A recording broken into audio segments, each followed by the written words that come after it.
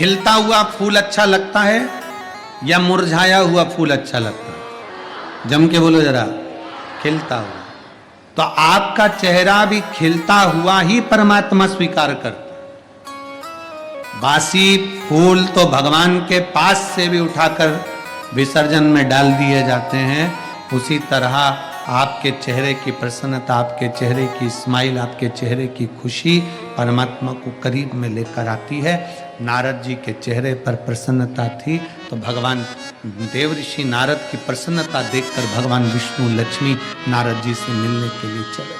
बीच मार्ग में रुके। बीच मार्ग में भगवान नारायण नारद जी को देखकर रुके। पूछा, नारद आज आपके चेहरे पर बड़ी प्रसन्नता है, बहुत खुश हो रहे हो आप। आपके चेहरे की इतनी प्रसन्नता कारण क्या है? क्या कारण है जो आप इतने प्रसन्न नजर आ रहे हो? किस चीज की प्रसन्नता? आप यहां से जाएं तो आपके चेहरे पर प्रसन्नता होना चाहिए। घर के लोग पूछें कि इतनी प्रसन्न क्यों दिख रही है, तो वह तुम्हारे कष्ट को नहीं काटेगी। शिव महापुराण की कथा क्या करेगी? तुम्हें अंदर एक बल उत्पन्न करेगी। सामने अगर तुम्हारे दुख आ भी गया तो तुम में वो बल रहेगा कि उस दुख को तुम कैसे समाप्त कर सकते हो। ये शिव पुराण की कथा बता देगी। इसलिए सारी समस्या का हल एक लोटा जल। ये शिव महापुराण की कथा सारी समस्या का हल। एक लोटा जल शिव महापुराण की कथा ये दे देती।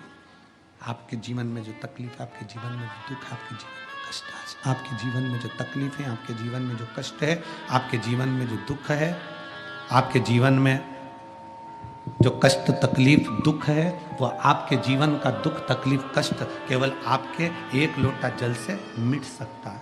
आपके भीतर का भाव आप प्रकट करिए। शिव तत्व को अपने भीतर प्रकट करिए।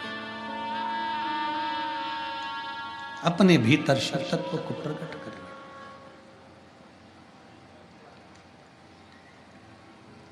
तुम इतने प्रसन्न क्यों जा रहे हो? तुम इतने प्रसन्न क्यों? मैं अपनी बहन के घर जा रहा हूं। आप सब लोग शंकर जी के मंदिर में एक लोटा जल चढ़ाने जाते हो? जम के बोलो जरा। जाते हो? प्रसन्नता में जाते हो? घर से लड़कर नहीं, झगड़कर नहीं, क्लेश कर कर नहीं। अगर घर में लड़ाई भी हो गई ना, झगड़ा हो गया, तो थोड़ा रुक जाओ, अब थोड़ी देर से जाऊंगी, पर मुख उतार कर झगड़ा करके लोटा लेके भाग के शंकर के मंदिर नहीं जाऊंगी। चाय रख दी चूल्हा पे, इतनी देर में चाय तपेगी जब तक मैं लोटा घर जल चढ़ा के आती हूं। शंकर भगवान टेंशन में हो गए, चाय देखूं कि तुझे देखूं। शिव जी टेंशन, तू तो चाय रख कर चली गई, किसके भरोसे? चाय रखकर किसके भरोसे गई? अरे भाई, शिव महापुराण की कथा कहती है, जितनी देर हम भगवान के मंदिर में रहते हैं, जितनी देर हम परमात्मा की शरणागति में रहते हैं, उतनी देर परमात्मा को तुम्हारे घर की चौकीदारी करना पड़ती है।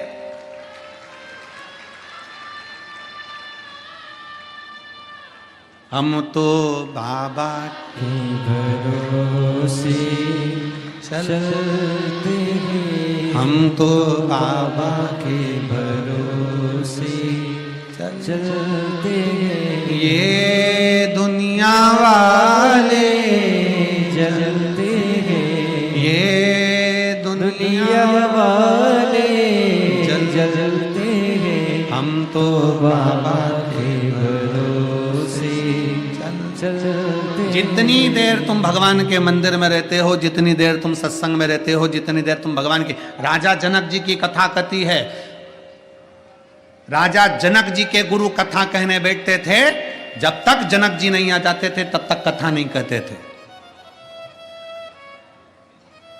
गुरु जी आए, गुरु जी ने कथा कही, राजा जनक आए, कथा कहते, पूरे नगर में सूचना हो गई, पूरे नगर में चर्चा। अरे काय का महाराज है, कथा करता है, राजा का इंतजार करता है, अच्छी मोटी दक्षिणा मिलती होगी, इसलिए उनके चक्कर में बैठ गया होगा, इसलिए रुक गया होगा, इसलिए ऐसा हो गया होगा।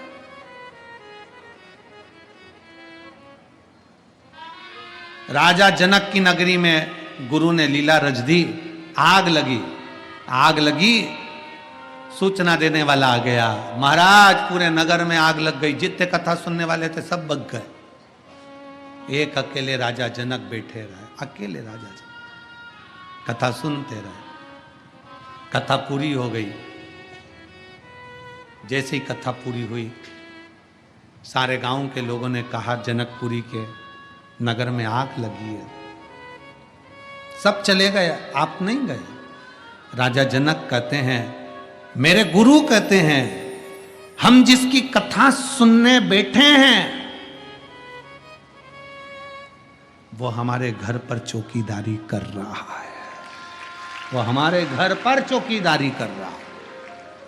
हम उसके आश्रित होकर बैठे हैं ना यहाँ किसके भरोसे पर बैठे हो तुम? सीहोर वाले महाराज के भरोसे पर नहीं, यहां विश्वनाथ के भरोसे पर बैठे हो।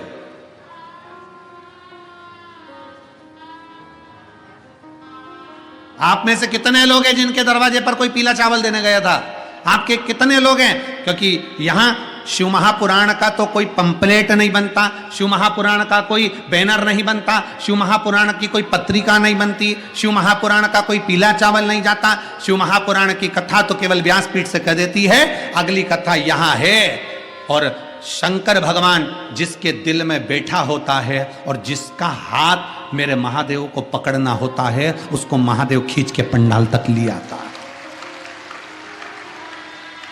जिसका हाथ महादेव को पकड़ना होता है कि मुझे इसकी झोली भरना है, 3 महीने में इसको देना है, उसी को कथा के पंडाल में बुलाता है। नहीं तो काशी में तो ढेर लोग रहते होंगे, नगर में आसपास में कितने लोग रहते होंगे, और पूरी दुनिया में अभी सिरपुर में कथा होगी, कथा में वही आएगा जिसका हाथ महादेव ने पकड़ा होगा। नहीं तो सिरपुर में भी ढेर रहते हैं, धुलिया में भी ढेर रहते हैं, पर उसी को बुलाता है बाबा कि जिसको 3 महीने में देना है। क्योंकि बाबा को भी तो पूरा लेखा जोखा रखना पड़ता है ना, कि भाई ज्यादा लोग आ जाएंगे तो इतों को देना पड़ेगा, इसलिए इनको रोक दो। अभी कल की बात है महाराज जी, यहां से आ जाइए।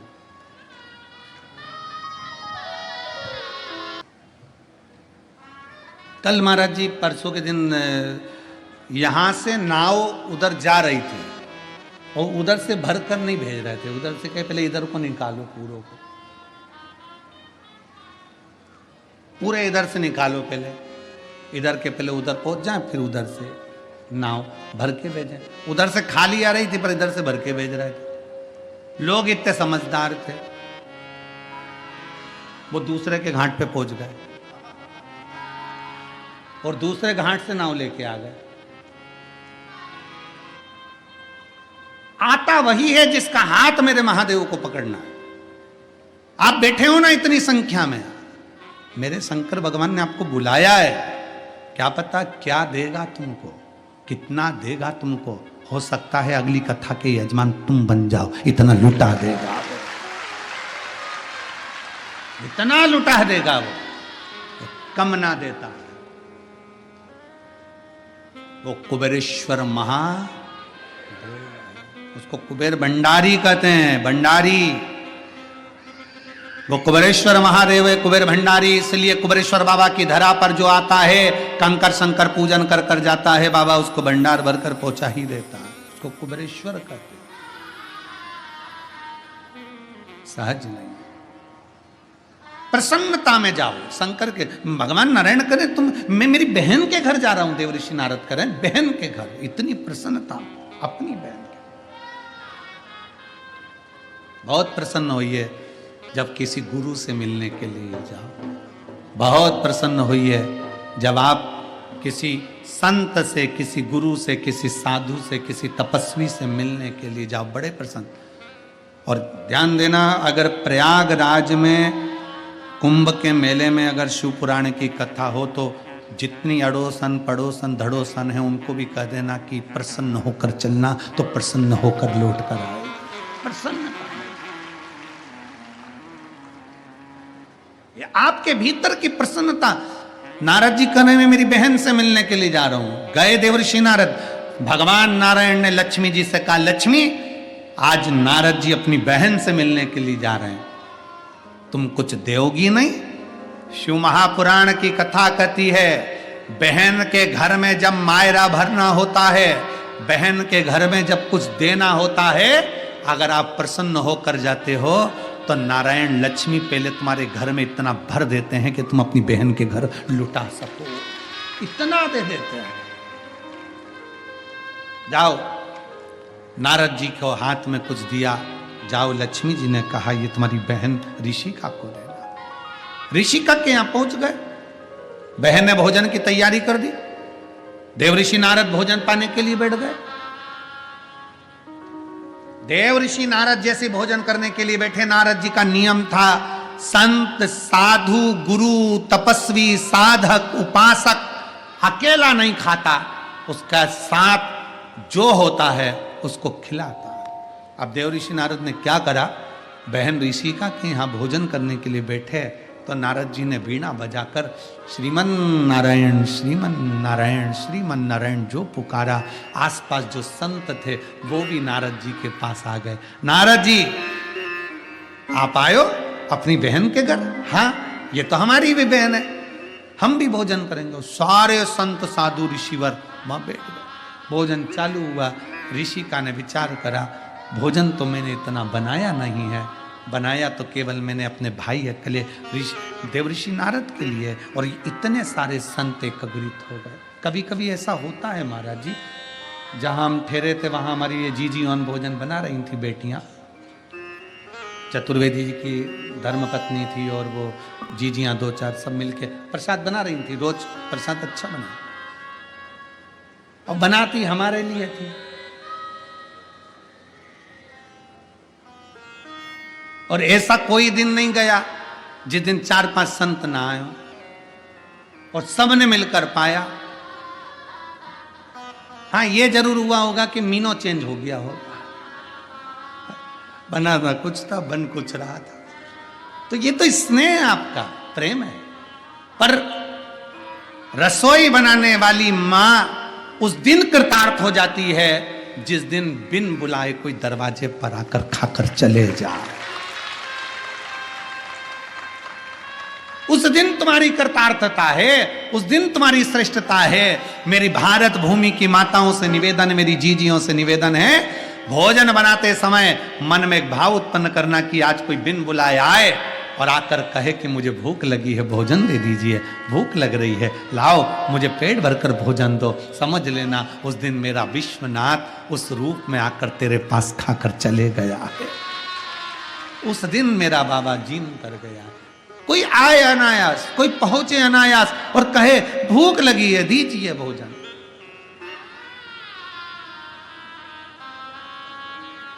दीजिए।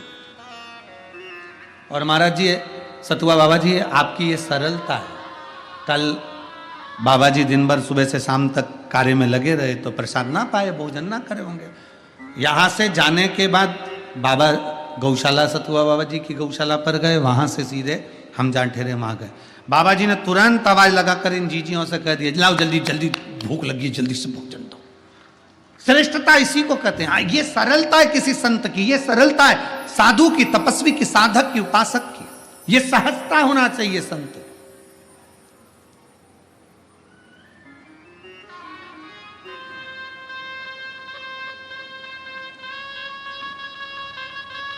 और ये सहजता, ये सरलता कोई साधारण नहीं है। कोई सतगुरु की शरणागति ऐसी ग्रहण करो जो गुरु स्वयं भी प्रेरणा देवे और आप भी प्रेरणा लेवे। जब गुरु सरलता से भोजन पावे तो उसका शिष्य भी सरलता से भोजन पाता ही होगा। सहजता रखे, सरल।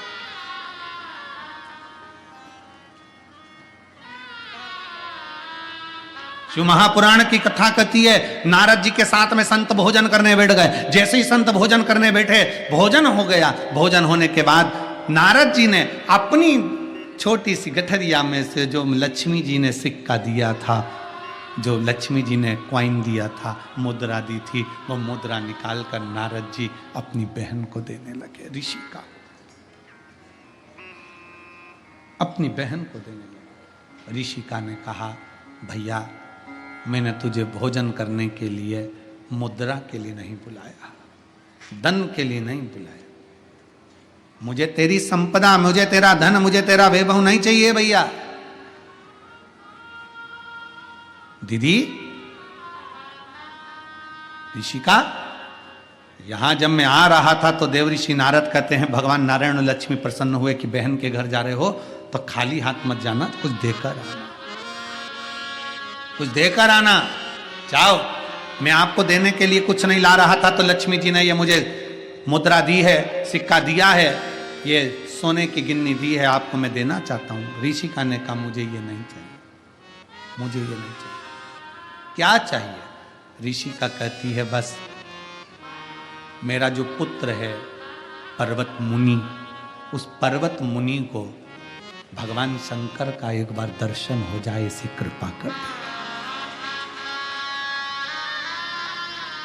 पर्वत मुनि को केवल शिव का दर्शन हो जाए, मेरे बेटे को, तुम्हारे भांजे को शंकर का दर्शन हो जाए, ऐसी कृपा कर दीजिए। बस वो करुणा कर दीजिए कि एक बार दर्शन हो जाए मेरे पुत्र को, मेरे पर्वत मुनि को, मेरे बेटे को, आपके भांजे को, शंकर का दीदार, शिव का दर्शन हो जाए, वो कृपा कर दीजिए।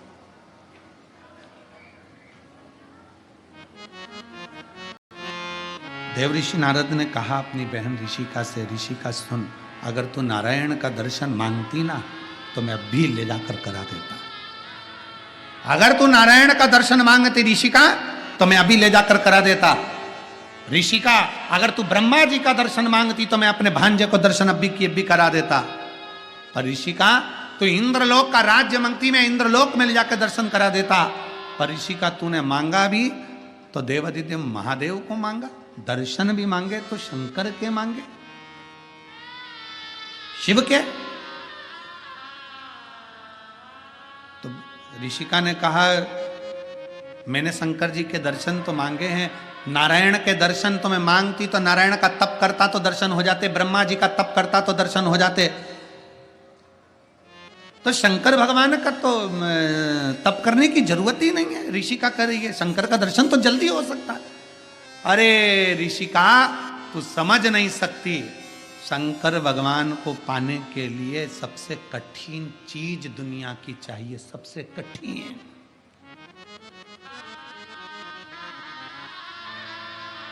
दुनिया की सबसे कठिन चीज महादेव को पाने के लिए चाहिए। भगवान को, नारायण को पाने के लिए तप साधना करिए, भगवान मिल जाएंगे, यज्ञ अनुष्ठान करिए, भगवान मिल जाएंगे। ब्रह्मा जी को पाने के लिए तप साधना करिए, यज्ञ अनुष्ठान करिए, ब्रह्मा जी मिल जाएंगे। पर शंकर जी को पाने के लिए सबसे कठिन दुनिया की चीज चाहिए, वो दुनिया के लोगों के पास होती ही नहीं है।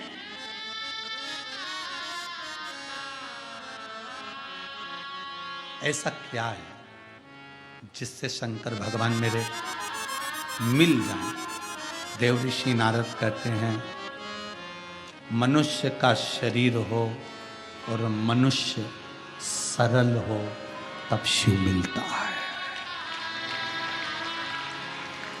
मनुष्य का शरीर और मनुष्य सरल हो, सरल मतलब सहज।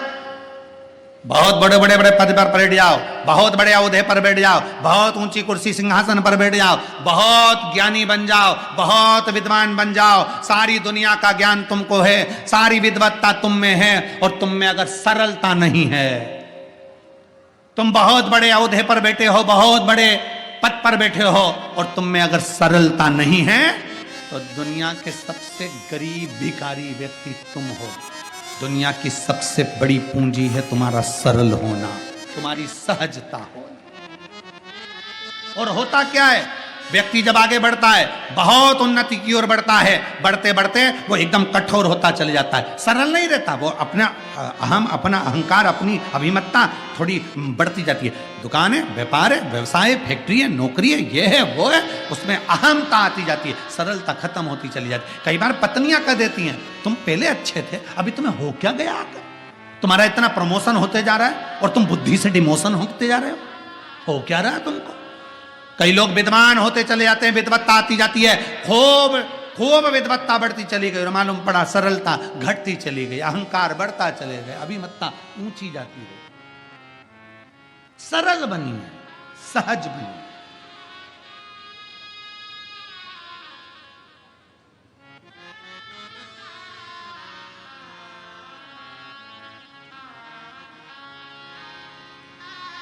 और जितनी सरलता आपके भीतर होगी उतनी जल्दी शिव तत्व प्राप्त हो जाए। कितने सरल हैं शंकर भगवान। शंकर भगवान को पाने के लिए आडंबर की जरूरत नहीं है, शिव जी को पाने के लिए दिखावे की जरूरत नहीं है, शंकर को पाने के लिए तुम्हारे को छल छिद्र बेईमानी की जरूरत नहीं है। शंकर को पाने के लिए तुम्हारी केवल एक भोलापन, तुम्हारी सरलता, एक लोटा जल लिया, शिव जी के मंदिर पहुंच गए, जैसे थे वैसे शंकर को भज लिया, शंकर तुम्हारे हो गए और तुम शंकर के हो गए, बस शिव मिल गया। ये सरलता होना चाहिए।